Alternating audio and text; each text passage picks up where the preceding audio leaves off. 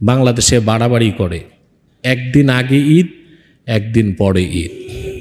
ইসলামের এত সুন্দর ও সর্বোত্তম সংস্কৃতি নিয়েও বাংলাদেশে বাড়াবাড়ি করে, একদিন আগে ঈদ একদিন পরে ঈদ।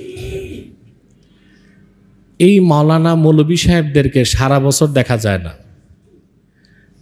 একদিকে ঈদের চাঁদ উকি দেয়, আরেকদিকে ওনারা উকি দেয়। আসসালামু আলাইকুম। আসুন আজকে ভিডিও থেকে আমরা জানি ঈদুল ফিতর সৌদি আরবের সাথে মিলিয়ে করলে হবে কিনা। কারণ আমাদের দেশে আমরা দেখি যে অনেক জায়গাতে সৌদি আরবের সাথে একত্রে মিলিয়ে ঈদ পালন করে। তো আসুন আজকের পুরো ভিডিওতে আমরা জানি যে সৌদি আরবের সাথে একত্রে ঈদ করা কতটা যুক্তি সম্পূর্ণ। চলুন বিস্তারিত ভিডিওর মাধ্যমে জানা যাক ইনশাআল্লাহ। বাংলাদেশে বাড়াবাড়ি করে, একদিন আগে ঈদ একদিন পরে ঈদ। ইসলামের এত সুন্দর ও সর্বোত্তম সংস্কৃতি নিয়েও বাংলাদেশে বাড়াবাড়ি করে, একদিন আগে ঈদ একদিন পরে ঈদ। এই মাওলানা মৌলভী সাহেবদেরকে সারা বছর দেখা যায় না। একদিকে ঈদের চাঁদ উকি দেয়, আরেকদিকে ওনারা উকি দেয়। বছরে 2 দিনই ওনাদেরকে দেখা যায়। বিষয় একটাই, আমরা আরবের সাথে মিল রেখে ঈদ করব, আরবের সাথে মিল রেখে রোজা রাখব। মূলত এই ক্ষেত্রে এটা কোনো মৌলিক পার্থক্য না, আপনি দুটোই করতে পারেন। আরবের অনুসরণেও আপনি ঈদ করতে পারেন, কিন্তু সেটাকে ঢোল পিটায়া মিডিয়ার সামনে এসে পুরা বাংলাদেশের জনস্রোতের বিপক্ষে যে একদিন আগে চাঁদপুরে তো নোয়াখালীতে উত্তরবঙ্গে আপনি ঈদের নামাজ পড়বেন, এতে তো মুসলমানদের মধ্যে বিভাজন তুলে ধরেন। আমাদের দেশের নাস্তিক মিডিয়াগুলো একটা সুযোগ পায়।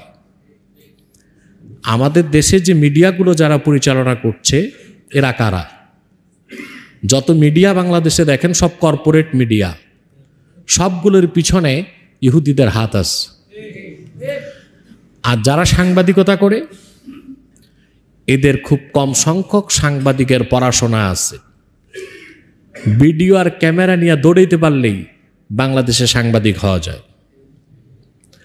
এমন সব উদ্ভট এবং গাঁজাখুরি কথাও তারা ইউটিউব মিডিয়া না, আইপি মিডিয়া না, স্যাটেলাইট মিডিয়াতে বলে, যা শুনলে আপনার মাথা ঘুরবে। যেমন গত মাসে একটা নিউজ দিয়েছে কোন একটি স্যাটেলাইট মিডিয়াতে যে এশিয়াতে সবচেয়ে পরিচ্ছন্ন শহর হচ্ছে রাজশাহী।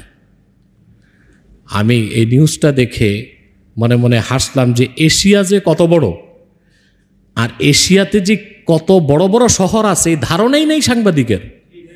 এশিয়াতে সবচেয়ে পরিচ্ছন্ন শহর তার দৃষ্টিতে রাজশাহী। চিন্তা করেন, এশিয়াতে রিয়াদ, জেদ্দা, এশিয়াতেই দাওহা, বাহরাইন, কুয়েত সিটি, এশিয়াতেই টোকিও, সিঙ্গাপুর, ব্যাংকক, কুয়ালালামপুর। এই দুনিয়ার এত বড় বড় শহর, অনেকগুলো দেশই তো আল্লাহর হুকুমে আমি সফর করেছি। এত পরিপাটি তাদের শহর, মনে হয় ফুল বাগান। আর ও সব বাদ দিয়া সাংবাদিক বলে এশিয়ার সবচেয়ে পরিচ্ছন্ন শহর রাজশাহী। তখন আমি বুঝলাম যে এই সাংবাদিকতায় যারা আসছে এদের অধিকাংশই আধা পাগল, এদের কোনো জ্ঞান বুদ্ধি নাই। আর এদের ভিতরে একটা জিনিস ঢুকায় দেওয়া হয়, সুযোগ পেলেই আলেম ওলামা আর ইসলামপন্থীদের এক হাত কিভাবে নিতে হবে। তো দেখবেন আপনারা একদিন আগে ঈদ একদিন পরে ঈদ নিয়া এই সাংবাদিকগুলো একটা কেচ্ছা কাহিনী তৈরি করবে। এই সুযোগটা আমরা কেন দিব? আমাদের যদি একদিন